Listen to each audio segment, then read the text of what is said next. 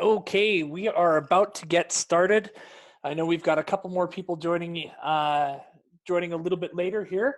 I'm gonna try something a little bit different from the other night on Monday. I'm trying to really kind of land on a format that I like and one that works for everybody.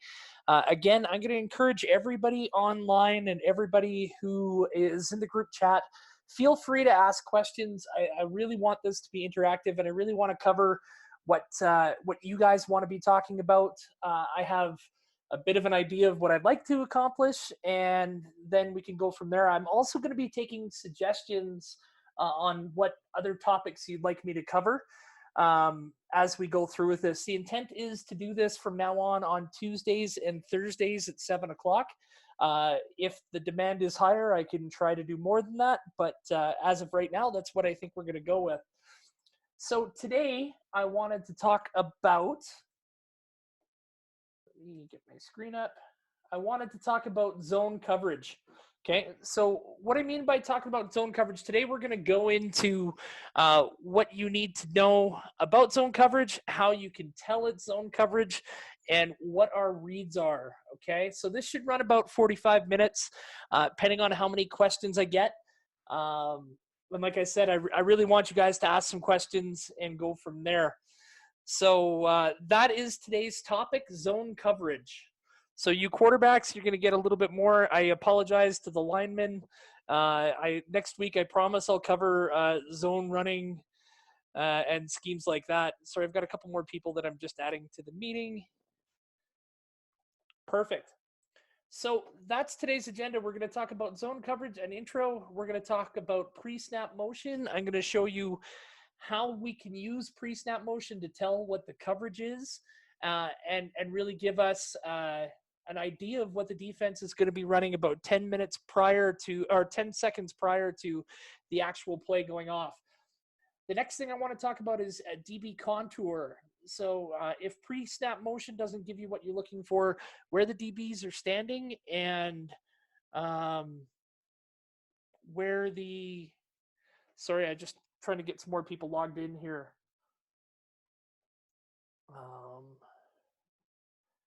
Bear with me. I want to make sure that everybody can hop into this. They can.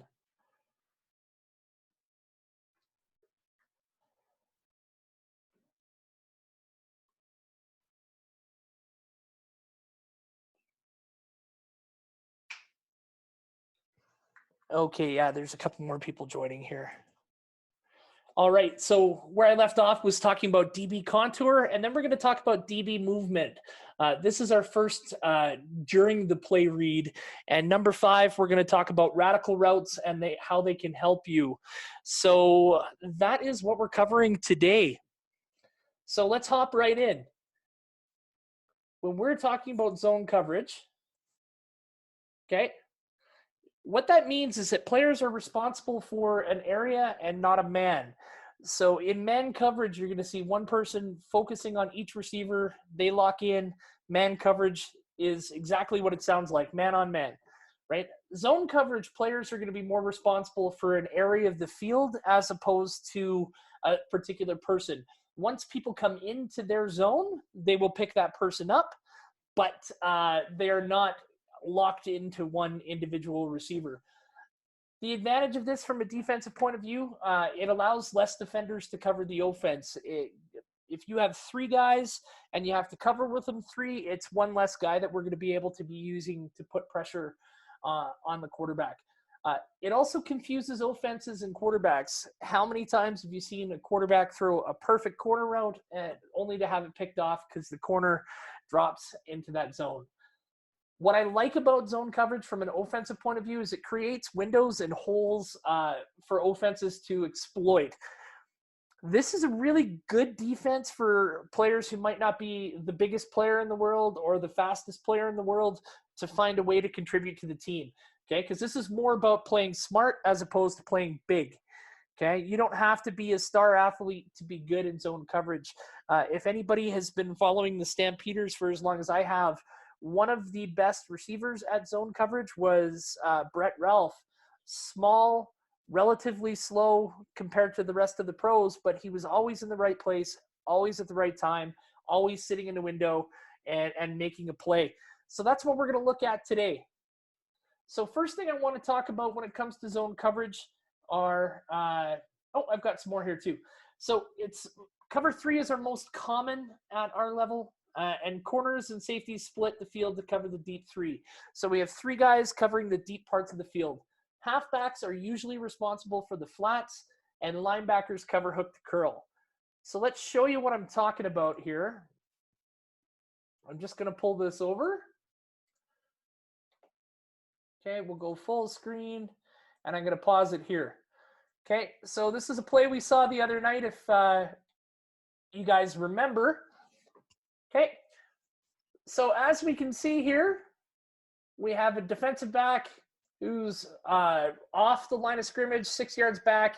He's looking straight at the quarterback. He's dropping back, okay? He is going to be responsible for this part of the field. This safety is going to be responsible for this deep third of the field. The far corner is going to be responsible for this deep third of the field, okay? That's where we get the term cover 3 from. In some cases, the halfback and the corner can switch responsibilities. That's what we would call cloud coverage, or you might commonly hear it called cut coverage, okay? This halfback is going to drop back a little bit, and he's going to be responsible for this flat of the field. This halfback, same here, okay? Anything within about 6 yards for the most part in a regular cover 3 scheme, that's where they're going to be. And then these linebackers are going to take a read step to make sure we're not running the ball, because they have run responsibilities first. Then they're going to drop out hook to curl. Drop out hook to curl, okay? So when we look at that, I know that's not really the best drawing, but it gives us windows on the field, right? If this guy's dropped third, this guy's dropped half, this part of the field is really wide open, right? We want to stay away from this linebacker because he's dropping into that hook to curl zone. But if we slow down our feet on slant routes, stuff like that, we can really fit in that zone. Again, you don't have to be running full speed. You can kind of motor down, find a spot, get friendly to the quarterback, make a really nice play here, right? Does that make sense? Everybody online understand that's kind of where the zones are? I'm looking for people to, yeah, Danny says yes. Looking for a couple more people to say yes. Perfect. So, with that being said, I want to hop into the first one we're going to talk about here, okay? We're going to talk about DB movement. Actually, I'm going to hop ahead to pre-snap motion. Like I said, I'm just working out the bugs here. So pre-snap motion, okay? I always like, if you're ever going to play receiver for me, some of you Pee Wee Bantam kids coming up, if you do end up playing Raiders for me or end up going to GMAC, you're going to see that if you play receiver for me, you're going to have to run a lot, right? You're going to run 35 yards every play if you're a slot back coming across the field, because I'm a big believer in pre-snap motion. So one of the tells that we can find here, right? So we're sitting here in a base formation. I've got about 5 looks of this. The motion comes over. Yes, they shift a little bit, but basically we have 3 guys on my end here, 3 receivers here, right? Being covered by 2. So that tells me that it can't be man coverage, right? So if we're running this back and we're the quarterback, we send this motion. If you look at Danny's head, he's going to have a peek here as he sees the motion go by. He looks right there. You see the quarterback looking right there to see what the defenders are doing, right? This gives him a really good opportunity to say, this is what coverage I'm expecting before I actually have to make a decision on the play, okay? Now, these guys motion quite quickly into that this play doesn't have a lot of time to pause. But most of the time you motion over, you've got a good 10 seconds before you're sending the receivers to the line. So as a quarterback, if I see that nobody follows over, nobody chases, that tells me I'm looking to my zone routes right away, okay? if somebody were to chase over, if somebody were to follow this receiver over and tracking him, or the safety were to come down and bump out, that's a really good indication that it's man coverage, and we should be looking to our man beaters. Man beaters like an 8 or some sort of rub concept where we have two receivers in close proximity playing off each other. So I'll give you a look here. That's some pre-snap motion. Go from there. Now, unfortunately, I didn't find a lot of clips where I had good examples of plays that were completed for this. So we're going to have to deal with some incompletions here. Another team, the Wildcats, they're pretty pronounced cover 3 team. And as you can see, we motion over. The safety cheats a little, but the safety's still high, okay? If he rolled down, I'd be concerned for man coverage. I'd be thinking man coverage. But he basically stays where he is, okay? Now, as we're over here, right, pre-snap, we know, and on this route, we've got a 9, we have a 1 under, and we have a control route. Control route is when you run right at the safety to make sure he stays in his spot. We know we're not going to be able to throw deep. We know this halfback's going to come here. This slant is going to come right open as we go.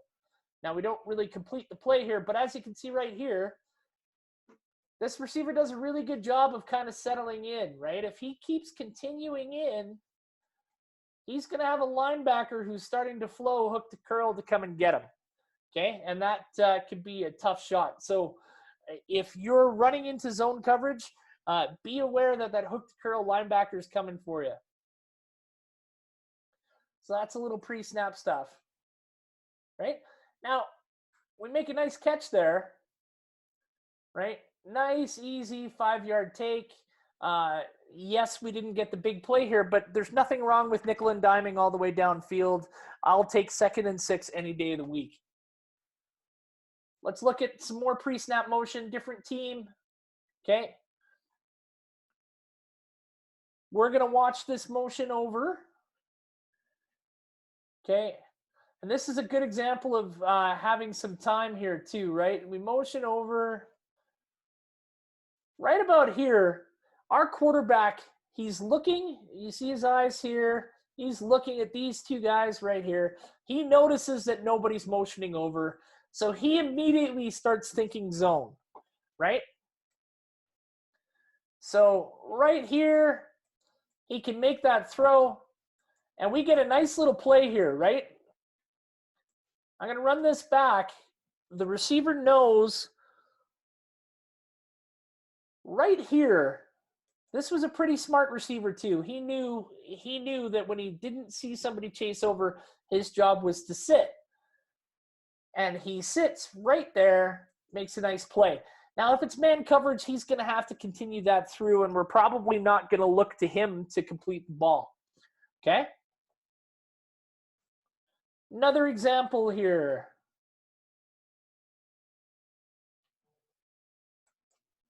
Just pause it there. Let my internet catch up so it's a little less choppy. As we motion over, we see no motion whatsoever from the defenders. We know right away what this is, right? For you quarterbacks on the line, this is a really good technique to make sure that that you know 10 seconds prior to snapping the ball where you're going to go to.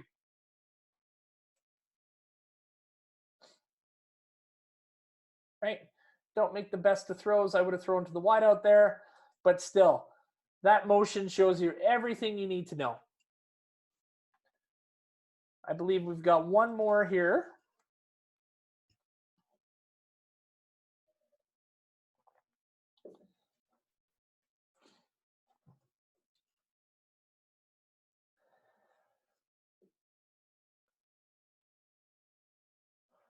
We're going to see this right here.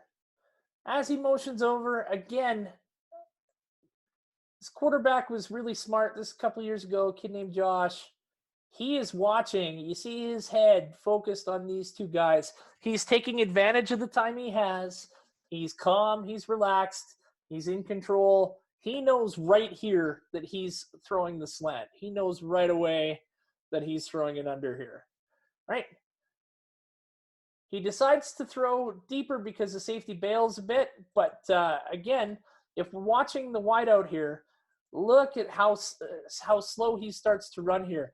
He notices that he's in a window. He notices that there's nobody on him. He can just slow down there and make himself friendly. Ball doesn't come his way, but that's a really nice route. Okay. Any questions on pre-snap motion? I actually have one more example here. We'll let that run. Feel free to type your questions as we go here. Again, coming over. Let's watch the quarterback. Right there. He's having a peek. He's noticing, okay, nobody's moving, right? So he knows right away that he's able to throw his zone beater routes. And again, this is a really smart play by the wideout, right? Right off here, you can see him slow down. Watch this linebacker. This linebacker is coming to the hooked curl zone. If this receiver carries on as fast as he can go, he's going to get killed, right? So he motors down, makes a nice play, makes a nice catch, and we've taken 8 yards on a nice, easy slant route. Now, is there any questions on pre-snap motion? Sorry, let me find the right slide here.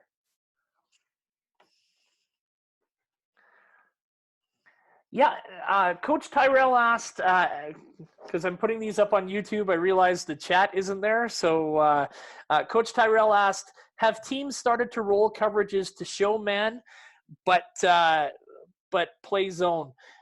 Yes, I have seen that. That's why we can't rely on just one tell, right? If we relied just on pre-snap motion, teams that bumped out or teams that had a linebacker move out, it would be very hard to tell from that pre-snap motion if that linebacker was in man coverage or if he was just bumping out a little bit, right? And teams have disguised it that way, but that's not the only tell that we're going to talk about, right? On that play, would you give the option to Reed to make his cut quicker to get spacing from the safety?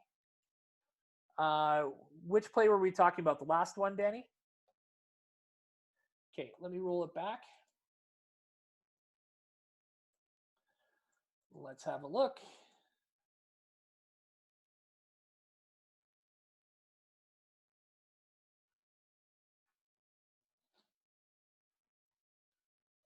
Now, because they're playing coverage so far off, Danny, I see your point. On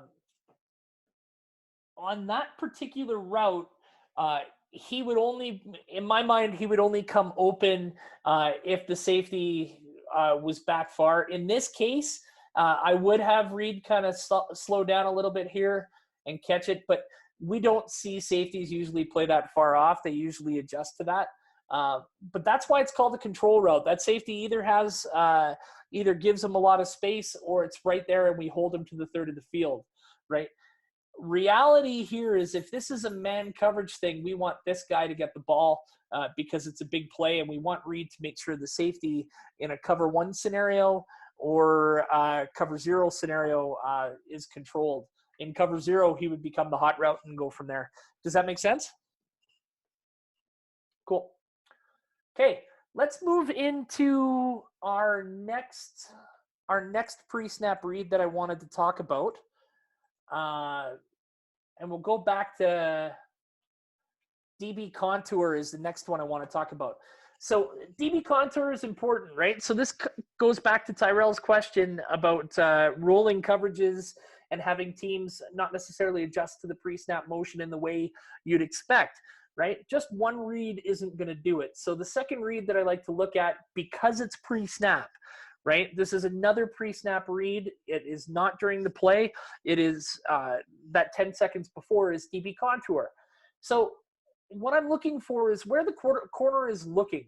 If the corner is facing his man, straight looking at the man, I think man coverage, right? If the corner, linebacker, halfback created a W effect, and I'm going to show you that. We talked about it a little bit on Monday's call, but if they're forming a W, that's another really good sign that it's zone coverage. And of course, we're looking to see if the corner is high or the halfback is low. Now, that can be reversed if we're talking cut coverage or cloud coverage. I'll show that on the telestrator in a sec. But let's hop into some of the video for it, okay? So DB contour. All right, let's motion ahead here. Really good example of it here. Okay, so right here, now this corner is doing a really good job with his body of showing a little bit of a man look, but his head is giving it all away, right? He is focused, laser focused on the quarterback. He is deeper than the halfback, right? So we have that W effect from the linebacker, right? This guy's got hooked. That's a lot of writing. Let me just get rid of that. This guy's got the hook to curl. We got the flats. We got deep, right? So if I'm the quarterback, right there, you see how Danny has a nice look, and he's going to see that contour. That's what I'm talking about. So when we combine that with the pre-snap motion, and we see that W effect, or we see the corner's body turned in, I've got a couple ones where you can actually see that as well. You can tell that this is not man coverage, right? It wouldn't make sense to cover somebody 10 yards off and another person 3 yards off, right? Now, on the back side of this, Coach, yeah, okay, good. Coach Tyrell was just asking about that. On the back side of this route, we have a look at cloud coverage, right? So we have the corner pressed up here, right? So you think maybe that's man coverage, but look how deep back the halfback is. So this is what a lot of people would call three-week cloud. So we have cover 3 on the big side. We have weak cloud coverage on the other side. So all the difference is this guy is going to take the flats, and this guy's got the deep third. So the rules don't change. It's just who's playing where they are, right? You have the same windows. You have the same ways to win. It just looks a little bit different. This is a good example of a team that tries to disguise coverage by using three-week cloud. If Danny were to look left and to look right, he might see something different, right? And as we roll the play, quite clearly, we see they're getting out of dodge, and we go from there. Okay. Again, that W, the eyes on the quarterback, right? Let's move on to the next play here. Yeah, Marshall and Shane, you've got it correct there. You have it correct there. They are really giving it away with their body there.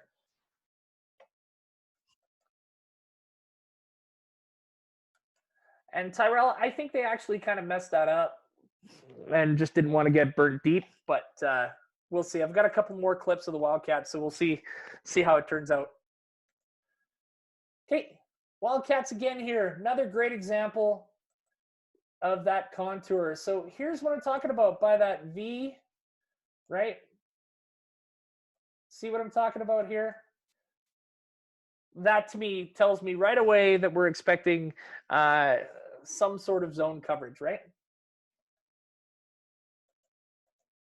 I'm going to roll that a little further. Now look at, I know this is after the snap, but look at his body here, right? He is definitely not manned up on this receiver. They're playing the jam, and this guy's going to fly out to the flats here, but this is clearly a cover 3 look. We won't worry about the backside for now. Nice catch. So again, right, we're talking about where this ball should go.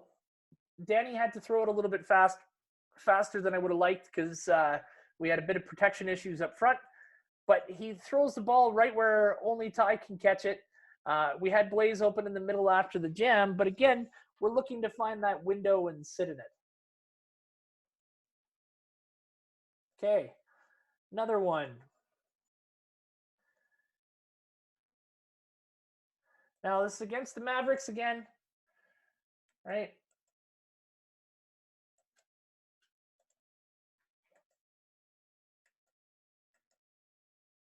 I might have this on the wrong cut up, so I'm going to hop ahead here.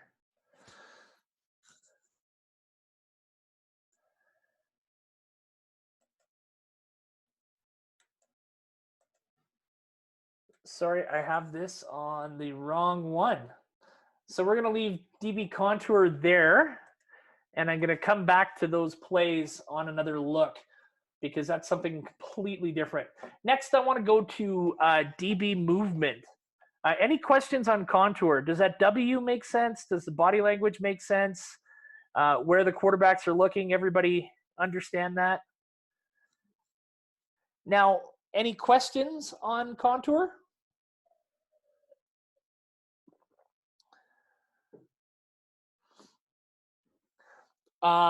Which last clip? The one I cut away from, Tyrell?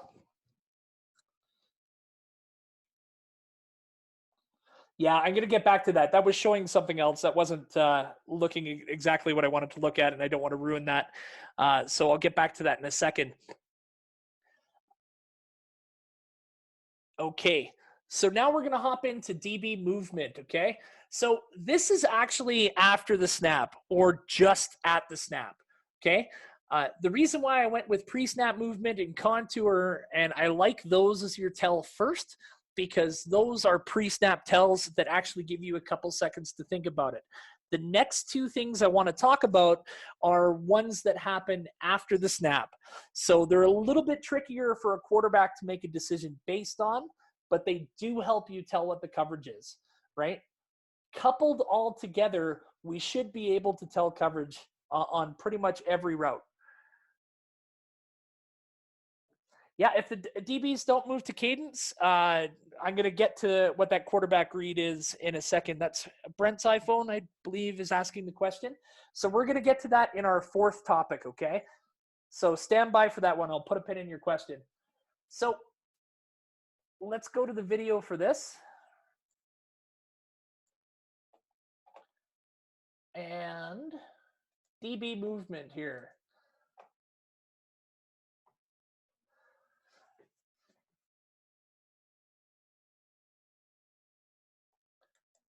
So again, to talk about the contour, we've seen this contour before. Again, you're looking at those eyes. It looms so large when you see it on tape. But watch the corner bail here, right? There's motion. And then right there, he starts backpedaling, and then he turns and goes. So when you see that DB turn and go to get to that deep third, that's a key sign, right?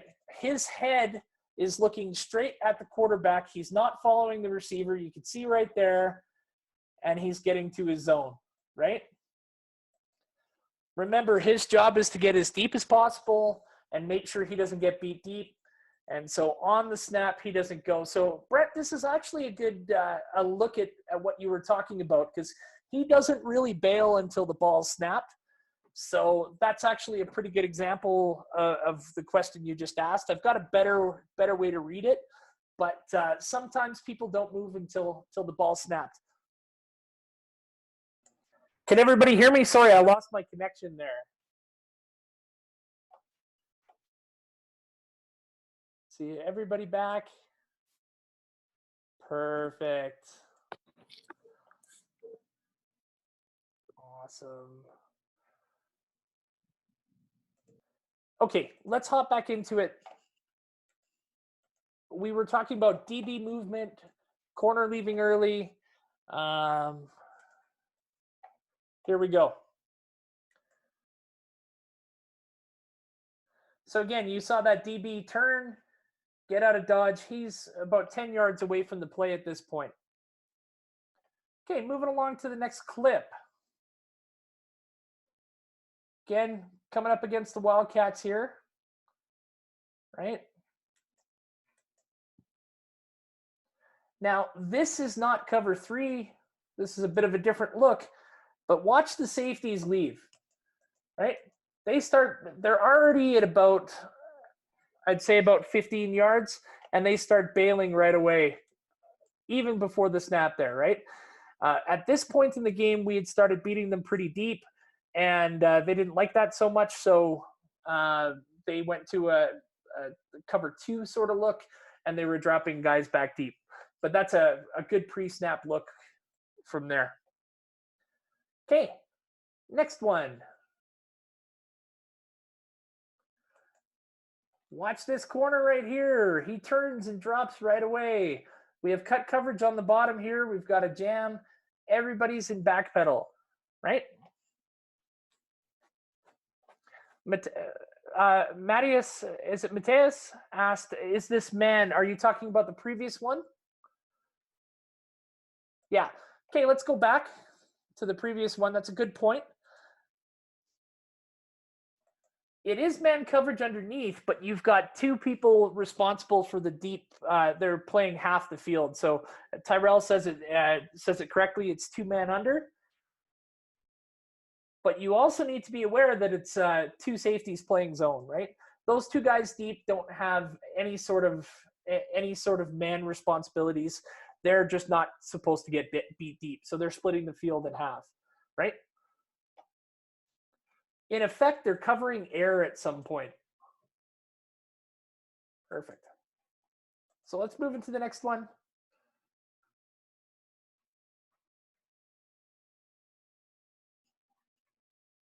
Okay.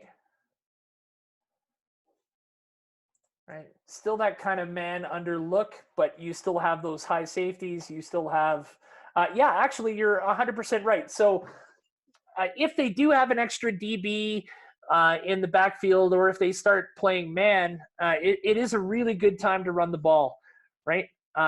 This is a pass stopping defense, and it gives you the opportunity to start looking at other ways to be successful. Okay, next one.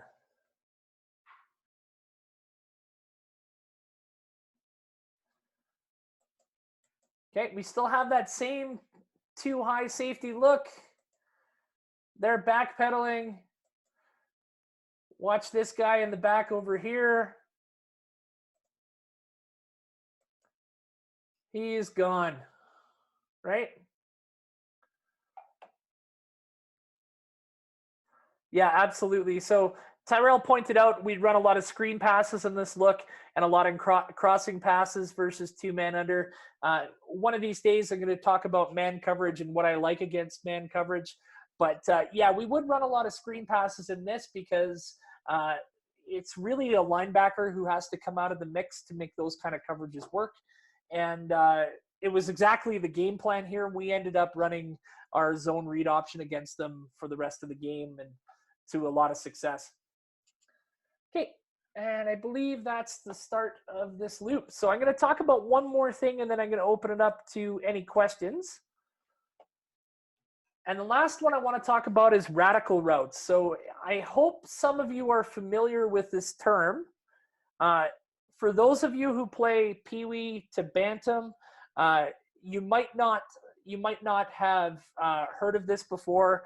It might happen at a little bit too fast of a pace for you.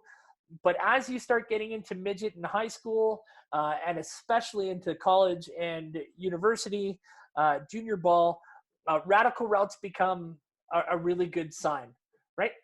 A really good tell for you. So what it does is it forces the defender, what you do with the radical route is you have a quick cut.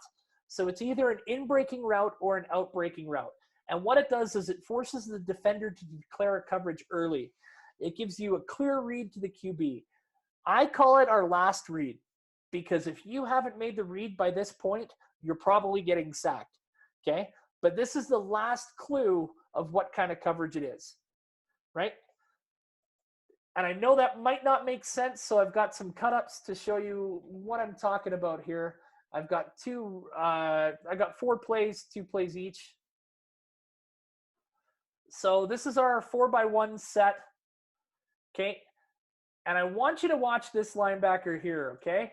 This linebacker here is responsible again for hook to curl if it's zone, or he's going to follow whoever comes into his area if it's man, right? So if we cut either in or out on this guy right here, he's either going to follow or he's going to go hook to curl. If he goes hook to curl, you know it's zone coverage, throw your zone route. If he chases, you know it's man, right? He can't fake that. There's no hiding it. It's one or the other. He's either in man coverage and chasing, or he's dropping to his zone. Now, that might not be clear just yet, but I'll show you an example of it. So right here, I want you to watch this inside slot. As he makes his cut here, this DB is not chasing at all. He is in hook to curl. Now, this route is not the crosser that you think it is. He's going to bang it back out on a bang route here. But we still have that declaration right here, right? So we know absolutely at this moment, this is zone coverage. No matter what else happens on the play, there's nothing else that it could be. And it's all based on that linebacker. It's a quick route. So you know right away it's quick, giving you time to throw maybe a longer developing route later. So let's run that back, watch that linebacker, and watch that inside slot one more time.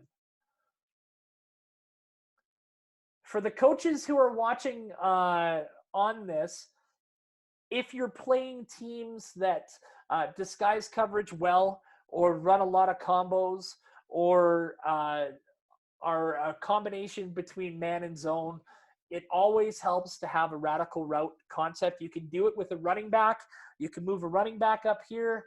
If it's man coverage, you're going to have a linebacker following him everywhere. If he cuts in like this, and this linebacker is still hooked to curl, you now have your read. So it doesn't have to be a 4-by-1 look. You could do it with your running backs, but this is a really good way to see what kind of coverage that teams are running if they disguise it well. Also, if they're bad, sometimes teams that aren't good at coverage, it's very tough for a quarterback to get the read right, and it becomes kind of a sloppy game for him. So this is a really good way to tell. Let's watch this play again. I've got 3 more clips of something similar.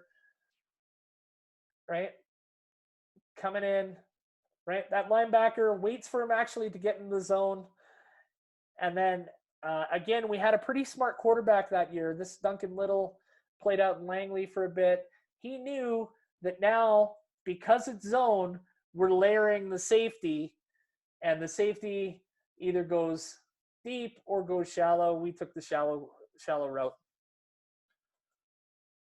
Let's have another look at this concept again. Again, we're looking for this linebacker and this slot back, right? That's our radical route on this play.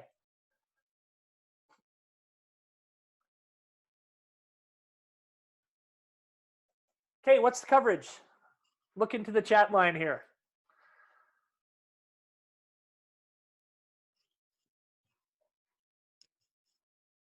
Based on what you've seen, did that linebacker get to his zone, or did he chase?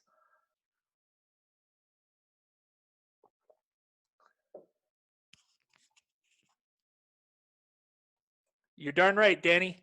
He's getting to his zone. So right away, we know that we're going to play with the safety. We're going to hit a route over top, right?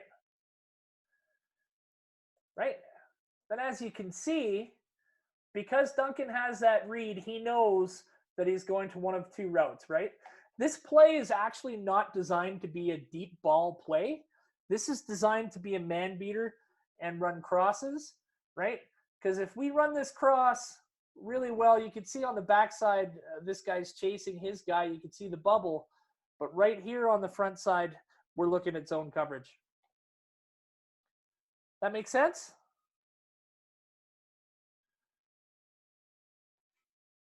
That was a beautiful play.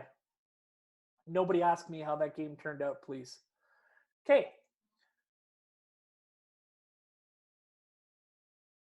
A little bit older tape. This is from 2013. I had to go back to really find this right play for this right coverage. Now, this is not zone, but I'll show you why it's not zone. Okay? Right there. So if we roll that back, our inside slot is coming across here, and this is the guy we're looking at, right? So if we didn't know from all our other 3 tells, if we didn't tell from the pre-snap motion, we didn't tell from the DB contour, and the DB motion once the ball is snapped doesn't tell us anything. We can read that one player, that one linebacker, and that's going to be our key for whether this is man or zone. But notice he's going to give us a really good tell here, right? He is coming right across, and we're chasing, right? Now, as you can see, we throw the ball deep, but right here, this guy's coming available. If we were to hit this crossing route, because it's man, we've got 30, 40 yards to go. And yes, Grant, that is James Spencer out at wide. One of your favorite players, I know.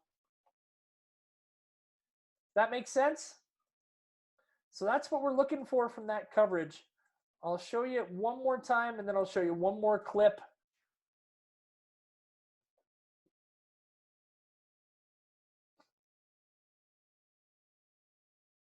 Right?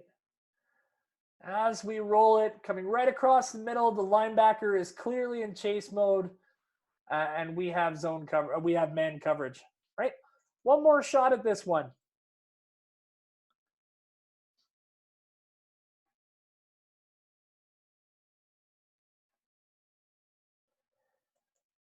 Okay, same play, same look. What's the coverage? If somebody could put it in the chat, anybody, I could have 4 people write it all at once. That's fine too. Just call it out when you see it. Yes. Yep. Perfect. Coming across the middle. Clearly in chase. And again, look how open this player is. Right? We get a nice little yak afterwards. You know, anytime you can catch the ball in open space and move and go from there. So on that kind of play, the quarterback's first look, is going to be to that radical route once the play starts. That is what I had for you on zone coverage tonight. So with that, I'm going to open it up to any questions on anything that I talked about tonight. I'd also, I'll throw this up on YouTube again. I don't know if anybody was able to watch Mondays on YouTube. I hope that made a little bit more sense once you saw it there. What topics do people want me to cover for future chats?